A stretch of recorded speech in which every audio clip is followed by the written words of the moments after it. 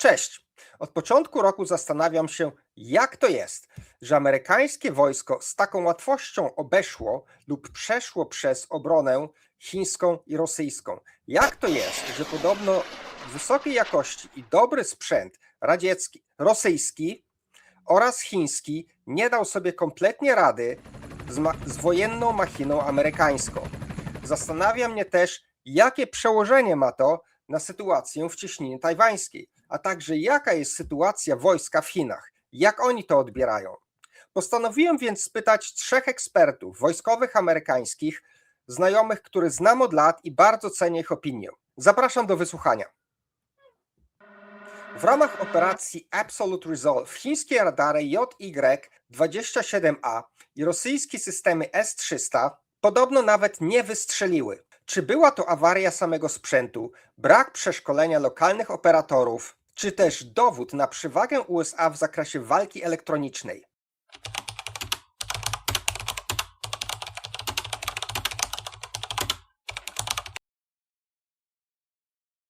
Well, Richard, I think in Operation Absolute Resolve, the results are, astounding. With over 150 U.S. Aircraft essentially entering Venezuelan airspace, being able to execute a special operations mission, abduct and take President Maduro and his wife, and then to get out of the country without losing an aircraft. And I think only one helicopter received any gunfire.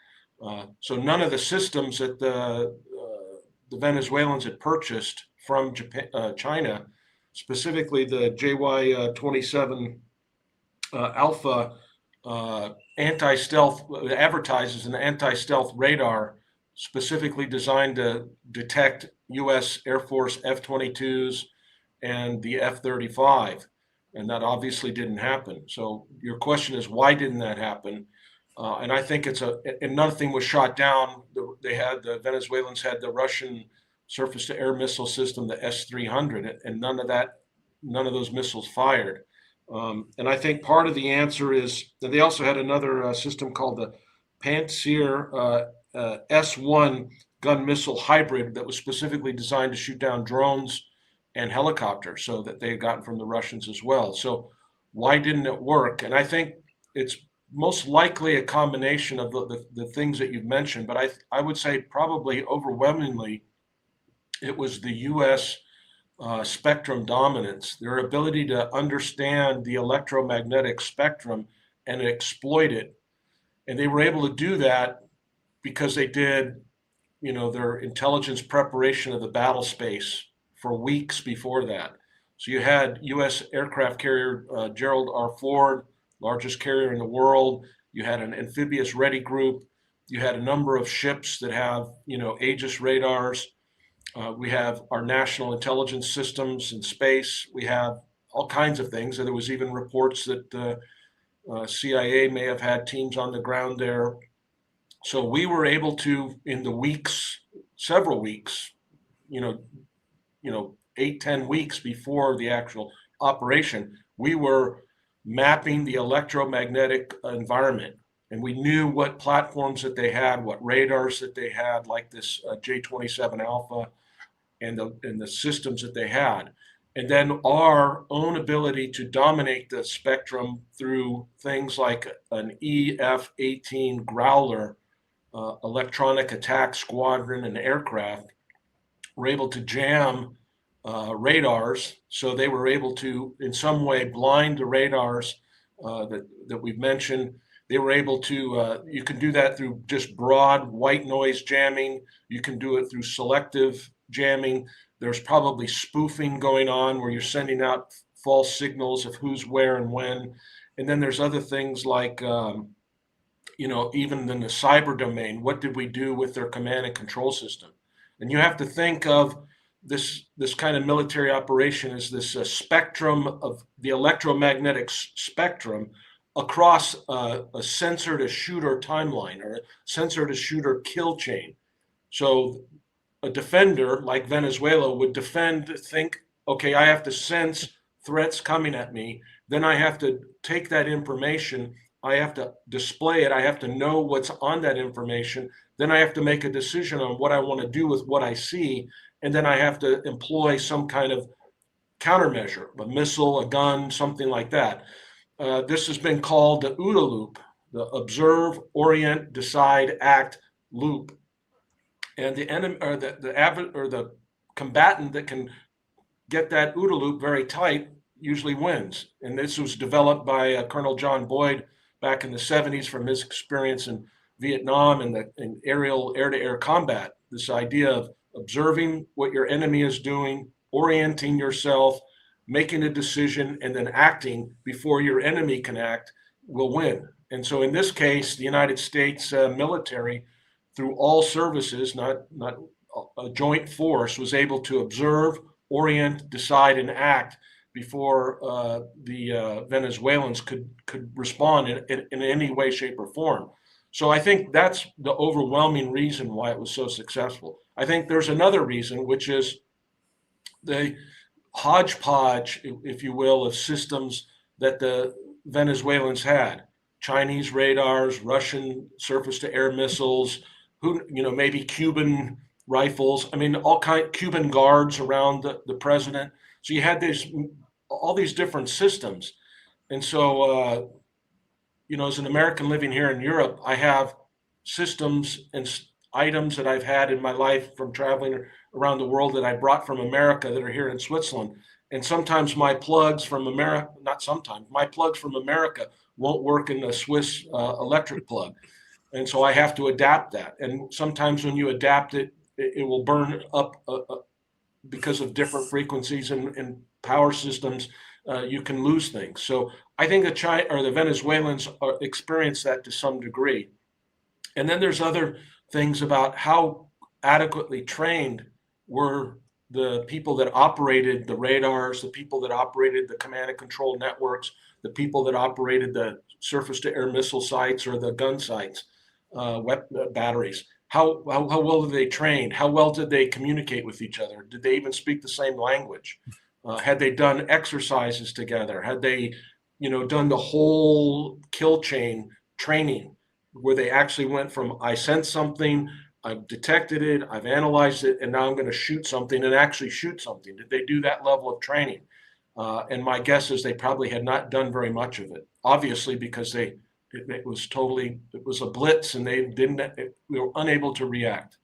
So if this were, let's say, Chinese weapons in China, they would have done much better. If the Americans attacked Chinese using their own weapons, probably those weapons would have done much better than in Latin America.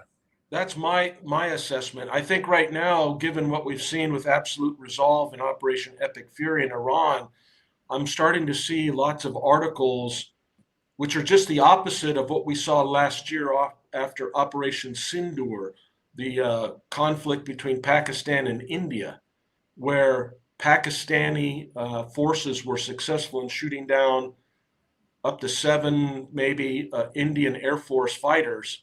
There was a lot of, crowing, a lot of bravado coming out of Chinese media talking about made in China. Our Chinese weapon systems are superior. Look what we did against the Western military equipment that India had. And our Chinese stuff is much better. And then that's what we heard last year after that operation between India and Pakistan. A lot of Chinese, statements about how great their stuff was. And we saw a rise in actually exports in Chinese equipment, military equipment. Now, after Operation Absolute Resolve, and now what we're seeing in Epic Fury, is that you don't hear much from the Chinese at all. In fact, you're hearing the opposite. And my concern is a lot of people are saying, oh, this proves that Chinese equipment is inferior and therefore we don't have to worry. And that means for United States and the Congress, there'll be less pressure to continue to build up the U.S. Military. We have to look at, for instance, in the Taiwan Strait, when you take China has a completely integrated air and missile defense system, an integrated ground-based air defense system, an integrated strategic rocket system, and they're going to be operating with their own integrated all on the same language, all training together, which we see, supported by their own national intelligence network of satellites, their own GPS system called the BEDO system. So they have their own precision navigation and timing system that supports their weapons, which will be harder to, for the U.S. to interdict or influence, maybe not, but something that makes another challenge for the U.S. or Taiwan to get into. So I think we can't take lessons away that the Chinese systems that failed in Venezuela and Iran are therefore ipso facto not going to be a threat in the Taiwan Strait.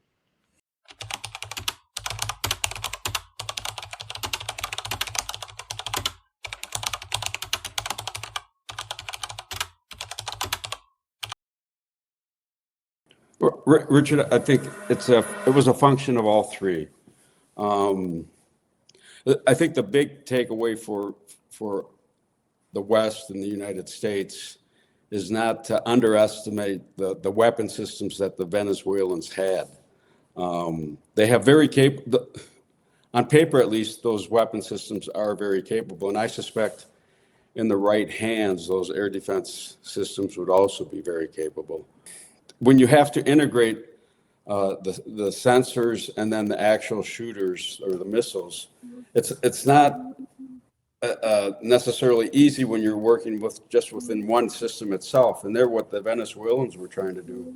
We're integrate Chinese radars with the Russian S-300, for example, another Russian missile system. And I can tell you that the S-300 is a very capable weapon. I've spoken with U.S. pilots, and they're very concerned about that particular weapon systems. And when it's in the right hand and it's integrated correctly with the sensors, it's a serious threat. So I think that was part of it, trying to integrate a Chinese radar with Russian missiles. And this is perhaps an oversimplification, but that's a complicated process, and I suspect that there were problems there. In addition, just on the Venezuela side, I suspect that they had command and control challenges as well. I mean, how many times have they actually exercised that system? And I suspect it wasn't too often, if at all. Not to mention then the challenges of operating those systems if you have a power outage, which the U.S. forces did right away. I just don't think, I think if we were in different situations in other areas, that the people operating those systems might have backups for those types of situations, not just with the power, but with other sensors and the different bands that they can operate in. I suspect, and I'm not an expert on Central or South American militaries, but I suspect that there was just a lack of training, and that was probably another, in addition to trying to integrate those systems, that the training of the Venezuelan forces that were operating them was probably lacking. And then lastly, you had mentioned the U.S. capabilities. Yes, the U.S. does have very good capabilities. The stealth that we have, and then the electronic on our aircraft, and then the electronic warfare capabilities that can blind systems is arguably the top in the world, or one of the best in the world. And so the reason I caveat all this is we could become, or individuals that have seen this might suspect then, well, the U.S. can do whatever they want because they just dominate and there's no threat from these types of systems. I think that would be a mistake to do that. I think those are very capable systems. Jakie konkretne sygnatury elektroniczne lub przerwy częstotliwości udało się zidentyfikować wojsku amerykańskiemu dzięki skutecznemu ominięciu HQ-9B? Jest to flagowy chiński system obrony powietrznej dalekiego zasięgu w rzeczywistych warunkach walki. Czy rozwiązania te mogłyby mieć zastosowanie w konflikcie w cieśninie tajwańskiej?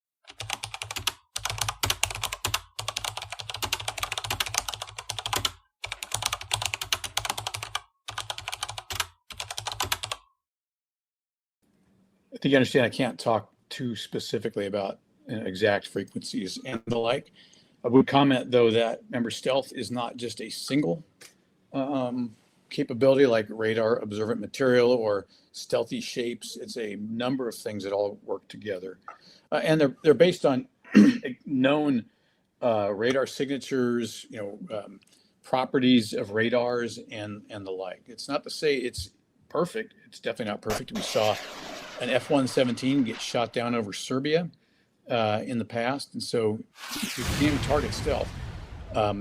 But clearly, we've done our homework, and the PRC weapons designers missed a few points because they built the HQ-9, they sold it as capable of countering stealth, when what we saw in Venezuela and Iraq or in Iran demonstrated the opposite. So, look, I don't think anybody should be too proud or too confident, overly confident in stealth. It's the group of things. It's the combination of capabilities that make it as effective as it is, not just one single capability. Chiny mają udokumentowaną strategię obniżania poziomu eksportowanej broni. Ma to uzależniać klienta i trzymać tak zwane ostrzejsze ostrzy dla chińskiej armii ludowo-wyzwoleńczej. W jakim stopniu można niepowodzenia w Wenezueli oraz Iranie przypisać tym celowym ograniczeniom eksportowym, a w jakim systemowym wadom chińskiej architektury obronnej? Yeah, that's a great question, Richard. I think it's in China's interest that when they do export a weapon system, that it does nonetheless function.